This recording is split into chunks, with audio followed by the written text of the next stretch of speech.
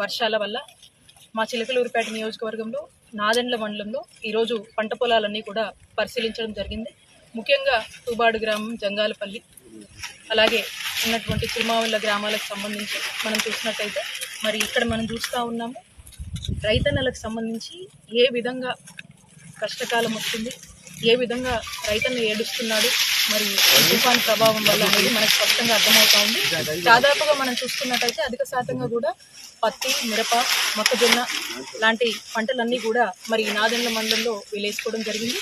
ఈ నాదెండ్ల మండలంలో మనం చూసినట్టయితే సుమారు ఈ నియోజకవర్గంలో రికార్డ్ అయినటువంటి రెయిన్ఫాల్ 22 సెంటీమీటర్ల రెయిన్ఫాల్ అనేది చిలుకూరుపేట నియోజకవర్గంలో రికార్డ్ అవ్వడం జరిగింది. మరి ఈ రెయిన్ఫాల్ నేపథ్యంలో ఈ తుఫాను ప్రభావం వల్ల ఈ ప్రాంతం మొత్తం కూడా ఈ వర్షపాతం వల్ల ఈ విధంగా మొత్తం రైతన్నులందరూ కూడా నష్టం చేకూర్చిందని చెప్పొచ్చు.